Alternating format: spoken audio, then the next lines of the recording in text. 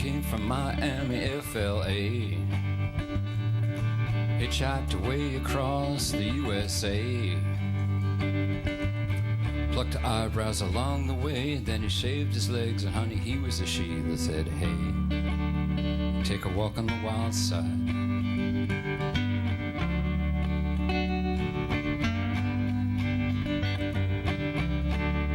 Candy came from out on the island. In the back room she's everybody's darling, but she lost her head. Even when she's giving good head, they said, take a walk on the wild side. Why don't you take a walk on the wild side? And the girls go do do do do do do do do do do do do do do do do do.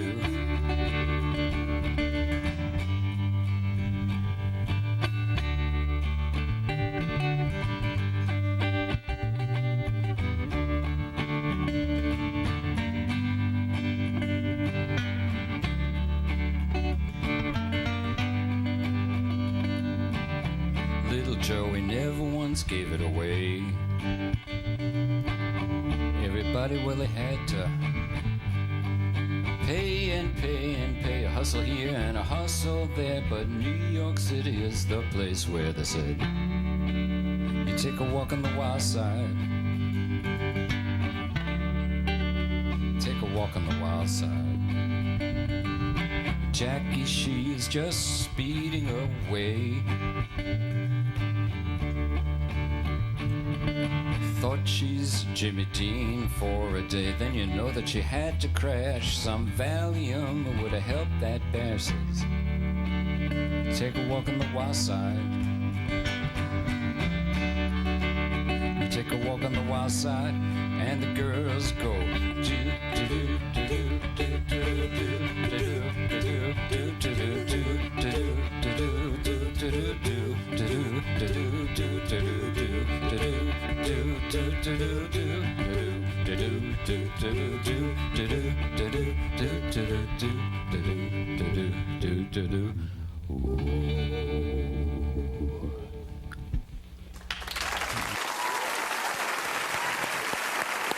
Welcome to Musicians. I'm David Wild, and more importantly, this is Lou Reed.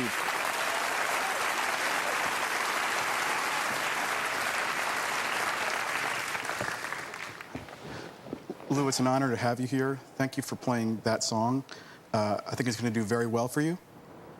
Tell me where you were at physically, psychologically, when you wrote that song. Oh, I don't have a clue. I mean, the problem with stuff like that is who knew it meant anything? You know, there was writing a lot of things, and I was one of them. So it's, I don't know what I was doing, or thinking for that matter. So generally, you have no sense when you're going to write a song that is going to connect in the kind of powerful way that does? Oh, no, not a clue. I'm not that smart. I mean, if I was, you know, I'd say, here, you know. You would have heard Son of Wildside by now. Can you tell me, first of all, where you got the title for it? I got the title from Nelson Algren's book and the movie. And I had been commissioned, they were going to try to make a musical out of it. And that's why I was writing a song called Walk on the Wild Side. Then it fell through, and it was too good to throw away. And so I rewrote the lyrics.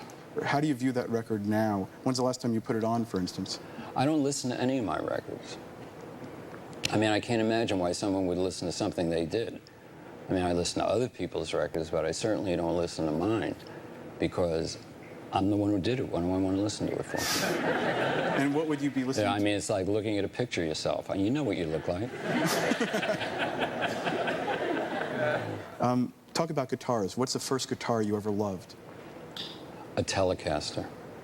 What about a Telecaster did you... I would dream of a Telecaster.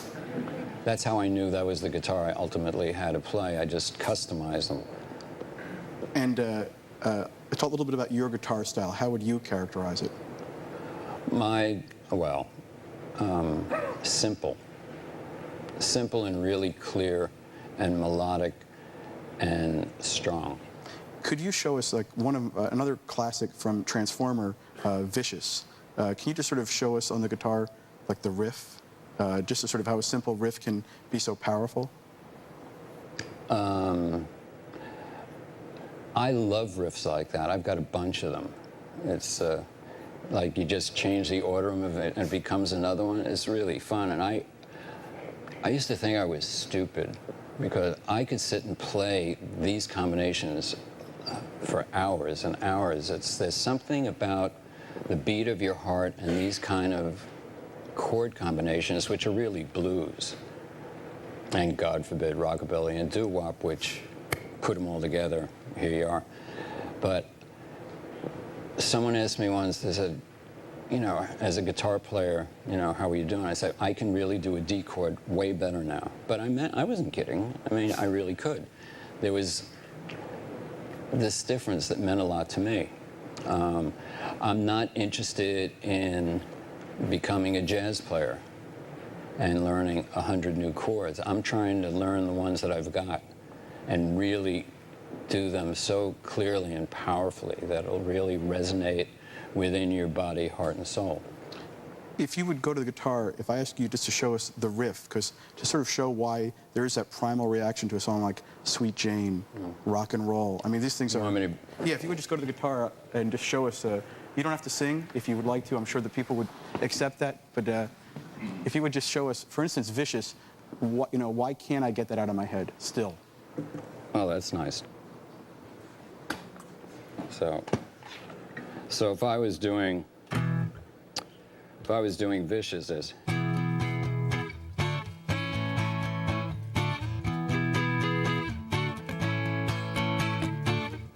Vicious, right? So, and if I was doing Sweet Jane, it'd be same chords. Standing on the corner, vicious. It's just backwards. Can you do the same thing with Rock and Roll, since we got you there? And you can sing as much of that one as you like. We won't stop you.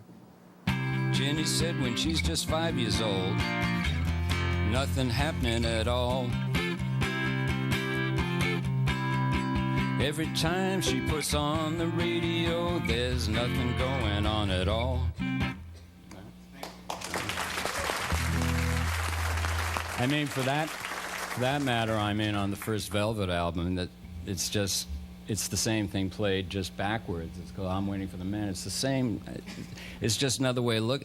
Like, to me, I'm sure, I mean, you really only need one chord. There's so many things you could do with one chord. It's like people who think they need more are really, I don't know, they must be geniuses. So there's I'm waiting for the man. Jenny said when she, see? If you like that kind of thing. We definitely like it. I mean, for me, that's contemporary blues. You know, when people say, you know, what's folk music? Folk music, that rock and roll is folk music. You played a little of Waiting for the Man. The Velvet Underground, obviously influential, weren't a huge commercial band in their day. You were coming around at the time of Flower Power with a little bit too much reality. We were the anti-pollen. Were you hungry for commercial success in the Velvet Underground? We were hungry to make great music. That's what we were hungry for. We loved playing. That's it. The other stuff would have been nice, but it didn't, you know, we didn't change what we did to try to achieve it. Do you ever think that the reason... I mean, look at the ending of Hamlet. Now, if I did that in a song, I mean, I'd be shot. I mean, look, he's going out, he's got a thing with the mother, you know, Ophelia dies, he stabs the uncle, everybody's dead at the end. What the f*** are you doing? And then somebody says, you write about misery, it's so negative. I say, what a bunch, you know, come on. Well, I have the good book with me. Tonight, the good book is Pass Through Fire, the collected lyrics of Lou Reed. I wondered if you would read an example of where I think great rock meets great poetry. This one would be an early one from the Velvet Underground, All Tomorrow's Parties. Do you mind reading a little bit of that from us, for us? Sure. A little bit? Well, I'd like to hear the whole thing, but I'm not going to be greedy. I can't because I have my contacts in. Okay. So I can't see it to read it. Okay. Let me try this again. What costume shall the poor girl wear at all tomorrow's parties? White silks and dresses from yesterday's gowns to all tomorrow's parties. And what will she do and where will she go when Mondays come around? Why she'll turn once more to Sunday's clown and cry behind the door.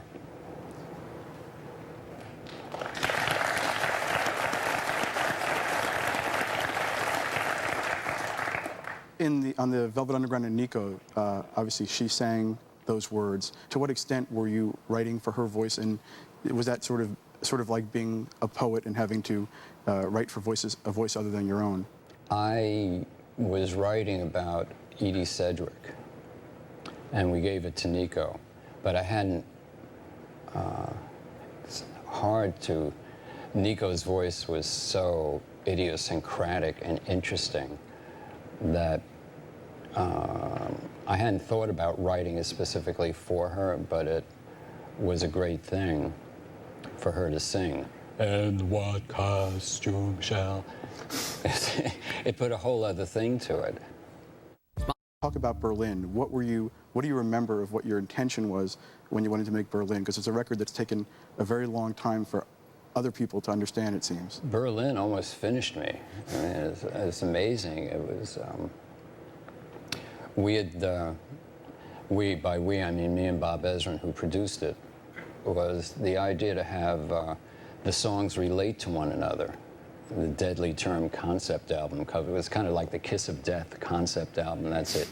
You know, no one wanted to hear about that. We thought, what a great idea. It's a movie for the mind, and these things connect, and one thing builds on another and has an ending. This is really exciting. So that's what it was about, and it was kind of a bleak period for me. So the normal formula was boy meets girl, boy loses girl, boy gets girl. So I said, aha, boy meets girl, boy gets girl, loses girl, and that's where it stopped. So I thought there was enough Moon and June songs out there. The reviews for the record were they not kind, as I recall? Like I said, it almost finished me. It was amazing how bad the reviews are. That's why I've never, ever taken reviews seriously. I mean, I learned that from Warhol in the first place, but this was kind of amazing. The song you're going to sing for us is The Kids. Yeah. Can you tell me a little bit about The Kids and if you remember at all the writing of it? What was exciting for me was I had discovered this chord pattern. Every once in a while when I discover a chord pattern, I don't study other people. I love discovering it by myself. It's like, I mean, I know the wheel's been invented, but for me it's like, wow. And I like to keep that part of it. That's why I like to record things where we kind of just learned it the first time, and when we really hit it, we're hearing it, you're going to hear it pretty much like we heard it when we first got into it.